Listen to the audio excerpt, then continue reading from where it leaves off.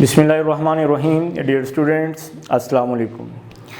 بات ہو رہی تھی کیریئرز ان بایولوجی کی، جس میں ہم نے سیکھا کیسے biologist medicine, surgery, fisheries, agriculture, animal husbandry ان پروفیشنز کو اپنا کے اپنے ملک، اپنی ملت، اپنی قوم کی مدد کر سکتے ہیں. تو بات ابھی مکمل نہیں ہوئی. اب ہم بات کریں گے ہارٹی کلچر کی.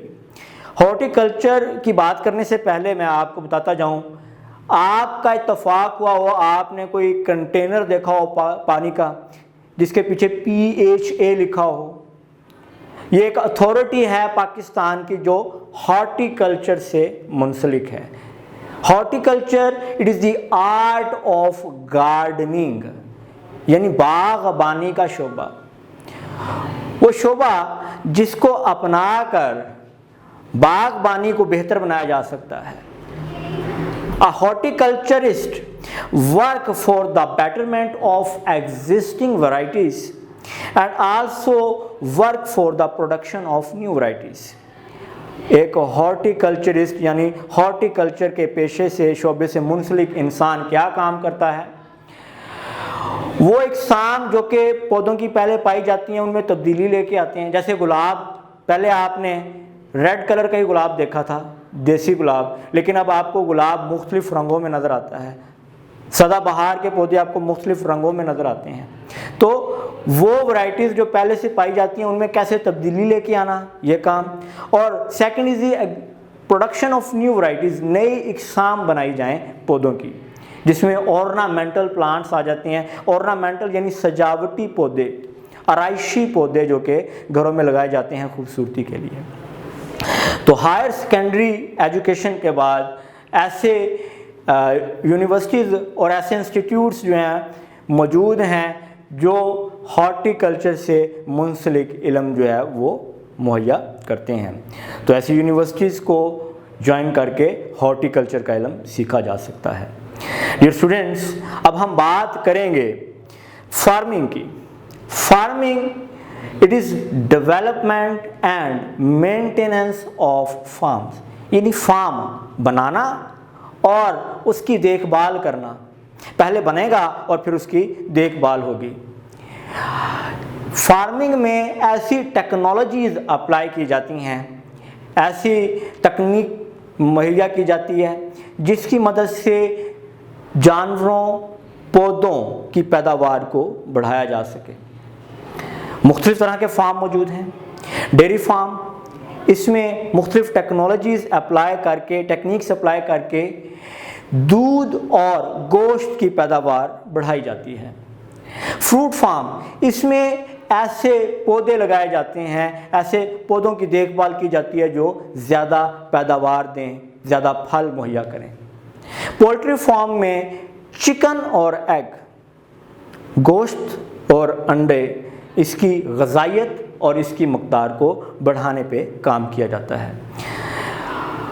وہ لوگ، وہ بایولوجسٹ جنہوں نے ایگریکلچر سے وابستہ علم حاصل کیا ہوا ہے، جنہوں نے اینیمل ہسبینڈری کا علم حاصل کیا ہوا ہے، یا جنہوں نے فشری سے متعلق علم حاصل کیا ہوا ہے، وہ فارمنگ کے شعبے کو اختیار کر سکتے ہیں. فارمنگ کے بعد اب ہم بات کریں گے بایو ٹیکنالوجی کی.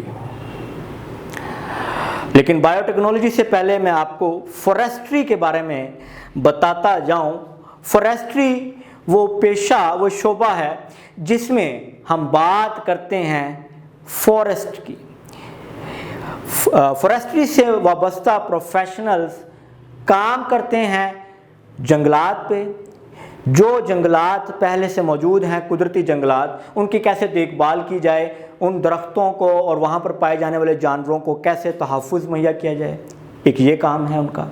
دوسرا کام، وہ گورنمنٹ کو، حکومت کو بار بار احساس دلاتے ہیں اور اس بات پر ابھارتے ہیں کہ نئے جنگلات لگائے جائیں. ایک ملک میں جنگلات کا ایک خاص رقبہ موجود ہونا ضروری ہے. تو فورسٹری کو کون اپنا سکتا ہے؟ وہ پروفیشنلز جنہوں نے باٹنی سے یا زولوجی سے متعلق بیچلر اور ماسٹرز لیول کا علم حاصل کیا ہو وہ اس پروفیشن کو اڈاپٹ کر سکتے ہیں. جی students, last but not the least, biotechnology جو آپ لوگ بایولوجی آف برانچز میں پہلے پڑھ چکے ہیں. 2 ورڈز، بایو اینڈ ٹیکنالوجی. جی، بایو یعنی کہ لیونگ آرگنزمز اور ٹیکنالوجی یعنی کہ ٹیکنیکس. تو اس میں لیونگ آرگنزمز کے اوپر ٹیکنیکس اپلائی کی جاتی ہیں، مختلف ٹیکنالوجیز اپلائی کی جاتی ہیں. کیوں اپلائی کی جاتی ہیں؟ ان لیونگ آرگنزم سے پروڈکٹس بنائی جاتی ہیں. کیسی پروڈکٹس بنائی جاتی ہیں؟ وہ پروڈکٹس بنائی جاتی ہیں جو انسان کے لیے فائدہ مند ثابت ہوں. فار ایگزامپل، انسان ہیومن انسولین جو کہ گلوکوز کو کم کرنے کے لیے، بلڈ گلوکوز لیول کو مینٹین کرنے کے لیے ضروری ہے، انسان کے پینکریاز میں پروڈیوس ہوتی ہے. یہ ایک آرگن ہے.